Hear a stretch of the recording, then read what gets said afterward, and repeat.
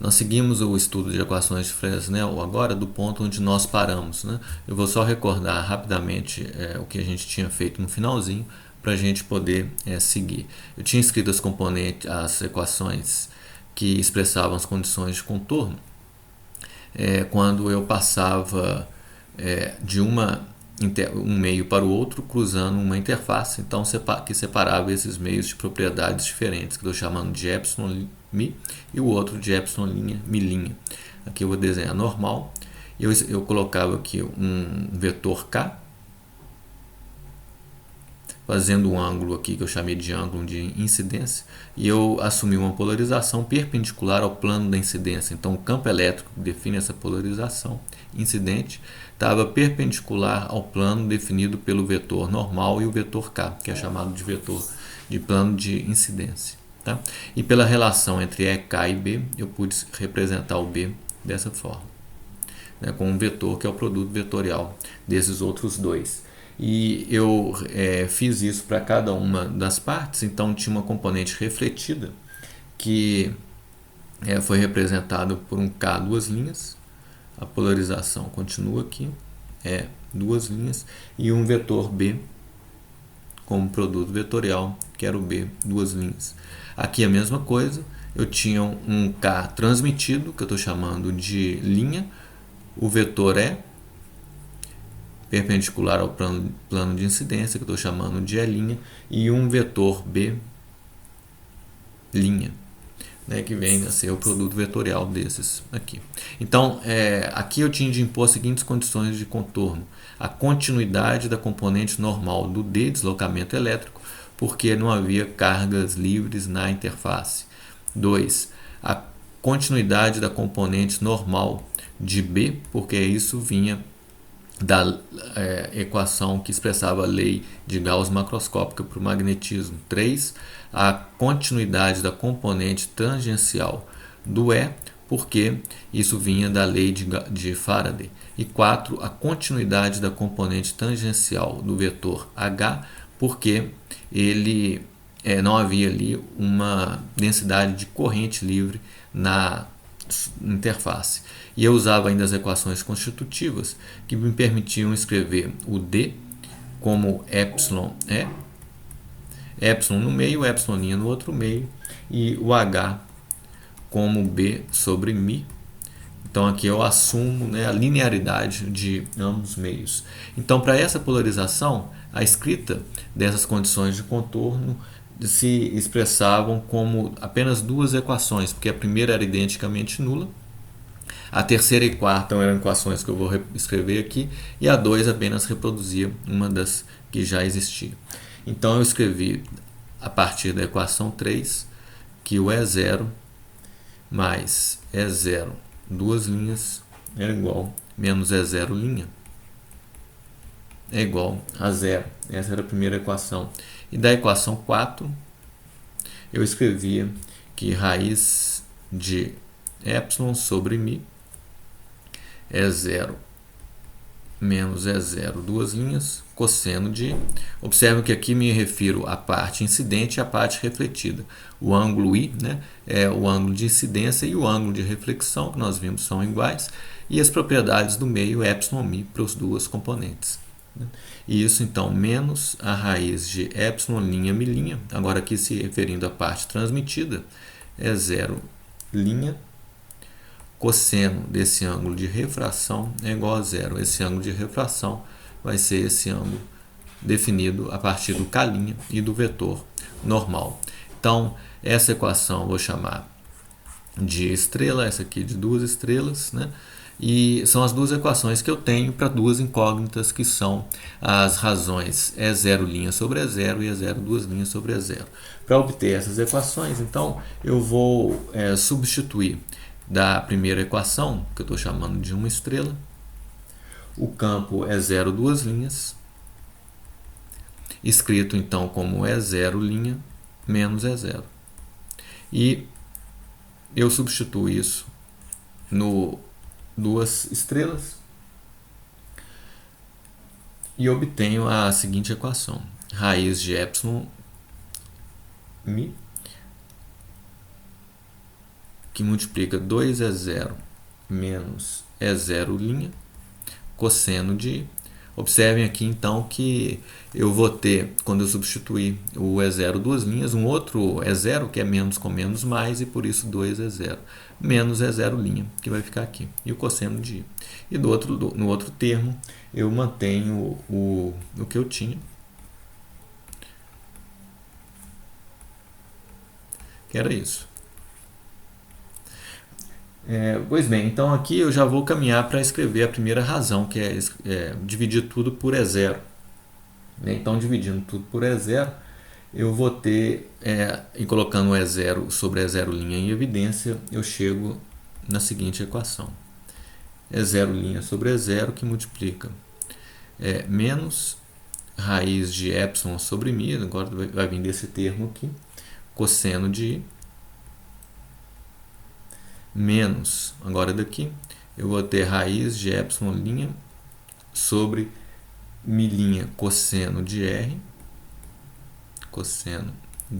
fecho. Então eu coloquei esse termo, né, depois de dividir por E0, e um outro que vai vir daqui, que eu vou passar para o outro lado, e ele vai passar para o outro lado como menos raiz de epsilon sobre mi, 2 cosseno de I, né? Uma vez que eu dividi por E0, ele sumiu daqui.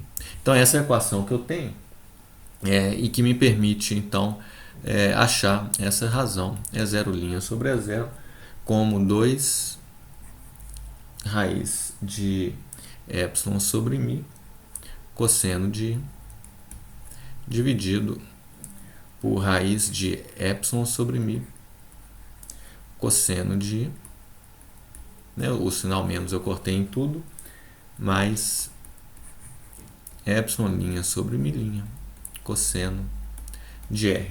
Por enquanto eu tenho isso, né? Mas eu posso fazer algumas transformações para escrever isso de uma forma melhor. Essas transformações eu uso, primeiro, que o cosseno de R, que aparece aqui, vai ser 1 menos seno ao quadrado de R, né? Elevado a 1/2. E eu uso a lei de Snell para escrever isso em termos do ângulo de incidência. Aí fica tudo em termos do ângulo de incidência. Isso introduz então os índices de refração N e N'.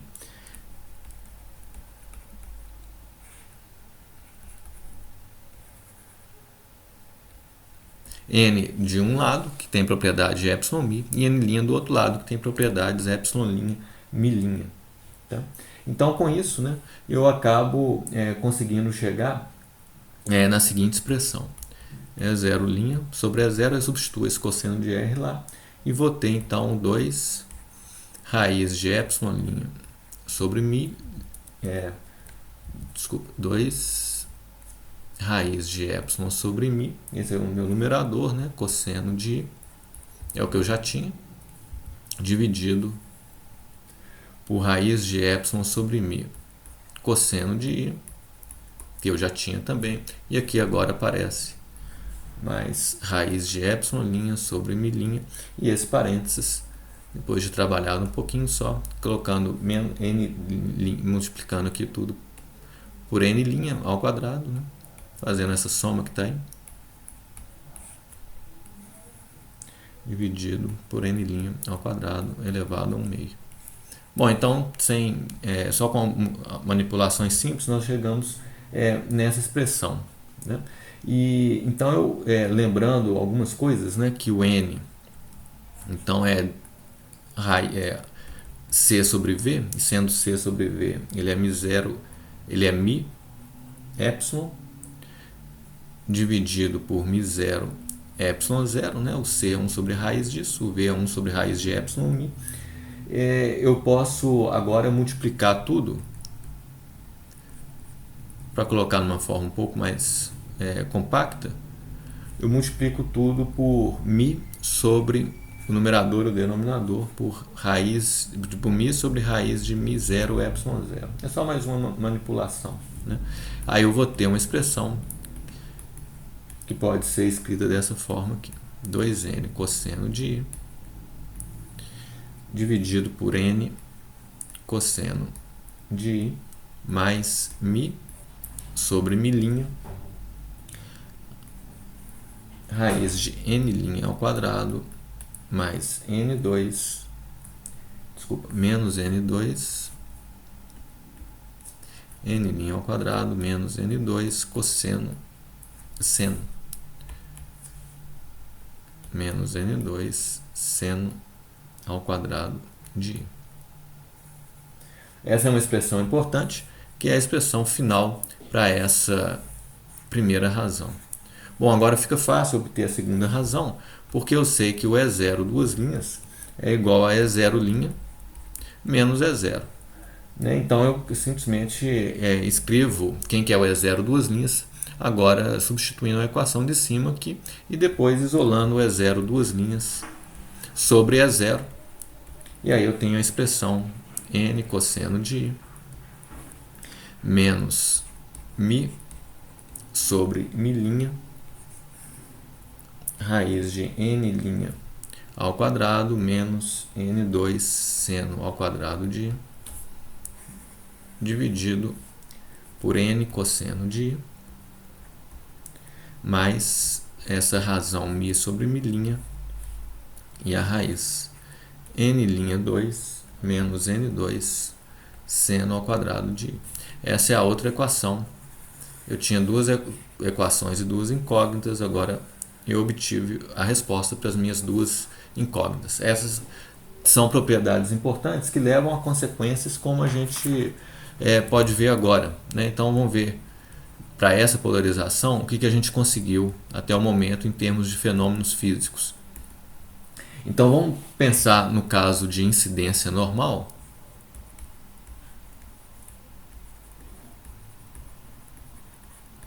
Incidência normal que vai fazer com que o ângulo I, né, seja zero.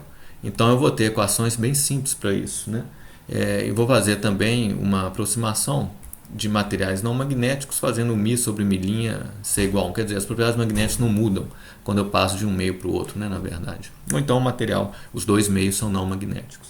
Então eu vou ter o E0' sobre E0, essa equação de cima, o I vale zero, então é 2n dividido por n, e aqui vai ser 1, né? E aqui é 0, então vai ser n', né? N mais n'. Essa é uma das equações. A outra equação é 0 duas linhas sobre E0, agindo da mesma maneira que eu vou ter n menos n', n mais n'. Essas então são as duas equações que saem para a incidência normal, que tem uma consequência interessante que vem dessa equação aqui, porque essa razão mostra para mim as propriedades do campo refletido. Então isso diz que se o n' for maior que o n, então eu vou ter uma inversão de fase, né? Porque o sinal aqui vai ficar trocado em relação ao E0.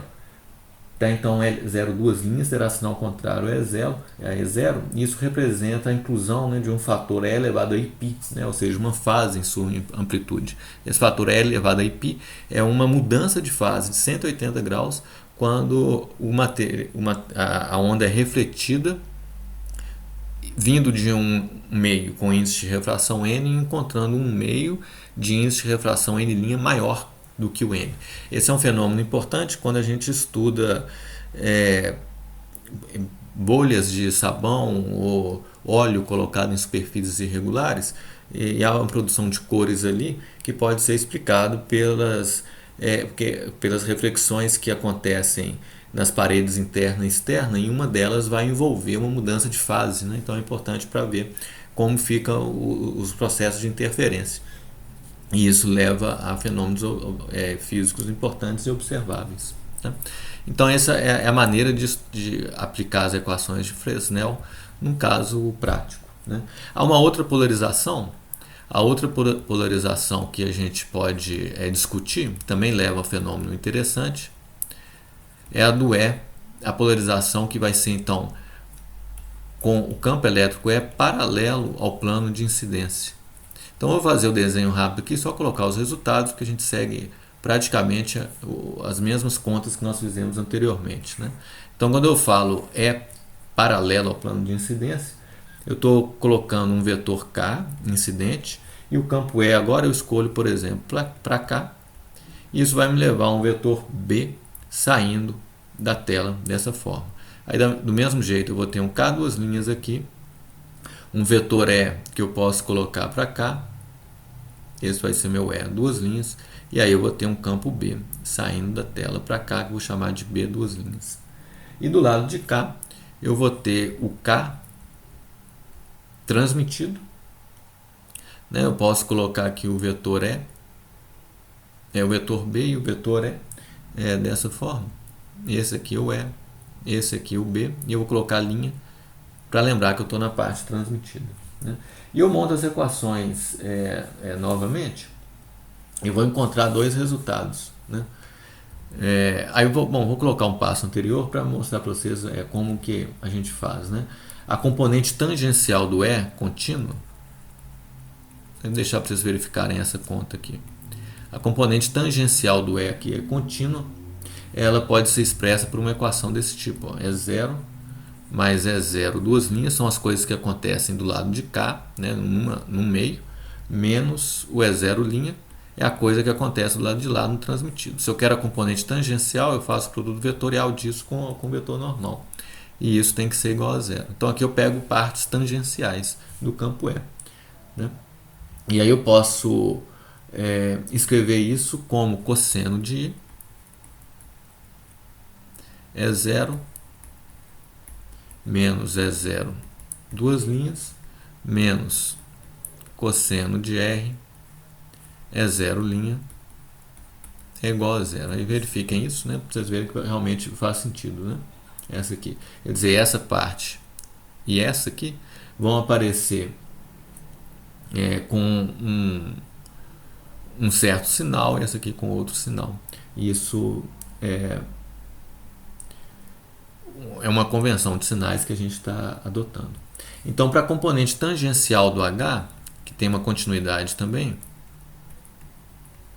associado a ela, eu escrevo uma equação que vai seguir o mesmo raciocínio, epsilon sobre μ é zero mais é zero, duas linhas, menos raiz de epsilon linha sobre μ linha é zero linha, é igual a zero, né? Então, essas são as equações que são importantes nesse caso.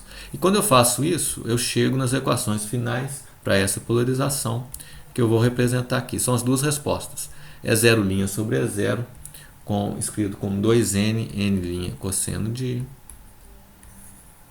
dividido por μ sobre μ', n' ao quadrado, cosseno de I, mais n, raiz de n' ao quadrado, menos n2, seno ao quadrado de I. Essa é uma das equações. E a outra equação é 0, duas linhas sobre E0. Aqui uma coisa interessante, vai ter uma diferença aqui no numerador. Isso vai ser importante na nossa discussão. N' ao quadrado, cosseno de I, menos raiz de n, n' ao quadrado, menos n2, seno ao quadrado de I. E aqui embaixo, μ sobre μ', n'2, cosseno de I, mais n raiz de n'2 menos n2 seno ao quadrado de I. Então, essas são as duas respostas para essa polarização. O que tem de interessante aqui é um efeito que aparece que, para um certo ângulo de incidência, chamado ângulo de Brewster, o numerador aqui pode ser zero. Esse ângulo, e vou deixar isso como exercício para vocês mostrarem, é o arco cuja tangente é n' sobre n. Quando isso acontece, né, o E0, duas linhas, é igual a zero, porque esse numerador fica sendo zero. Esse efeito pode ser empregado na produção de feixes polarizados, porque a onda refletida ela não vai conter campos E paralelos ao plano de incidência, porque são esses campos que estão sendo cancelados aqui. Na reflexão não há componentes de polarização paralelas ao plano de incidência, né? Fazendo isso ser zero, no ângulo de Brewster. Aqui eu mostro um exemplo de uma interface ar-vidro, o ângulo de Brewster fica por volta aqui de 55. Mas observem que de 0 a 65 a reflexão é muito próxima de zero. Aqui é a parte refletida, a intensidade refletida, aqui é a transmitida, né? A soma R mais T é igual a 1. Né? Mas a parte refletida fica sendo quase zero por uma faixa bastante grande. Isso tem umas aplicações interessantes, né? Estão associadas com essa equação que a gente obteve, do E0 duas linhas para o E0, quando a polarização é paralela ao plano de incidência. Né? Observem o seguinte, aqui são duas fotos idênticas, né, do mesmo cenário, uma com uma reflexão forte aqui na janela e outra com a reflexão sendo eliminada. Né? Então, como é que isso pode ser feito? Né?